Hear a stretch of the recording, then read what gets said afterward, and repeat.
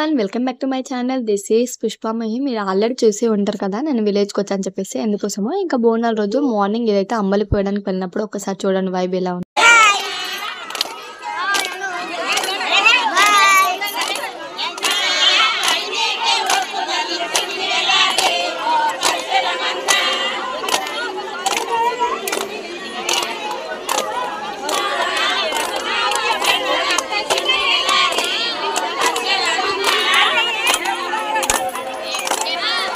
చూసారు కదా, మేము మార్నింగ్ లేవగానే 4కి లేచేసి ఇంకా ఫ్రెష్ అప్ అయిపోయిన తర్వాత ఇంకా అమ్మవారి కోసం అంబలి అదే విధంగా బచ్చాలు అన్నీ మేమైతే రెడీ చేసుకొని పెట్టేసుకున్నాము. ఇంకా అమ్మవారికి వెళ్ళి అంబలి పోసి వచ్చిన తర్వాత ఇంకా యాటన్ కోసి నాన్ వెజ్ కూడా ప్రిపేర్ అయిపోయిన తర్వాత ఈవినింగ్ పూట ఇంకా అందరం కలిసి మళ్ళీ ఫ్రెష్ అప్ అయిపోయి ఇంకా బోనం కూడా రెడీ చేశాను. మీకు ఇంతకుముందు ఆల్రెడీ ఒక ప్రీవియస్ వీడియోలో పెట్టే ఉన్నాను బోనం ఏ విధంగా రెడీ చేయాలని చెప్పి. ఆ వీడియో మాత్రం తప్పకుండా చూడండి. ఇంక ఇప్పుడైతే చూపించట్లేదు, ఇంకా మళ్ళీ ఆల్రెడీ చూపించానని చెప్పేసి ఇంకా చూస్తూ ఉన్నారు కదా. ఇక్కడ చూడండి వైబ్ ఎలా ఉంది ఈవినింగ్ బోనాలు.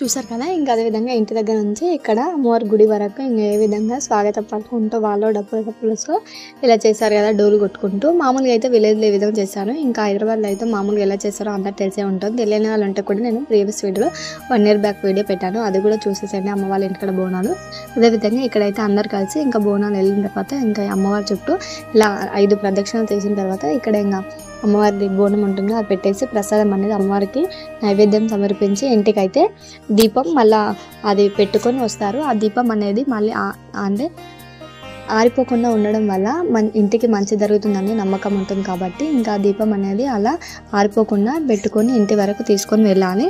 అదేవిధంగా మేమైతే ఇలా ఎప్పుడు జరుగుతూనే ఉంటుంది. మా ఇంట్లో మా పిన్ని వాళ్ళు ఇలా వాళ్ళు జరిపిస్తూ ఉన్నారు. అదేవిధంగా ఇప్పుడైతే మేము కూడా అదే విధంగా మాకు వాళ్ళు చెప్తూ ఉండడం వల్ల మేము కూడా నేర్చుకుంటూ ఇంకా అదే దీపం అనేది ఆరిపోకుండా ఇంటి వరకు తీసుకొని వచ్చాము. చాలా హ్యాపీగా ఉంది.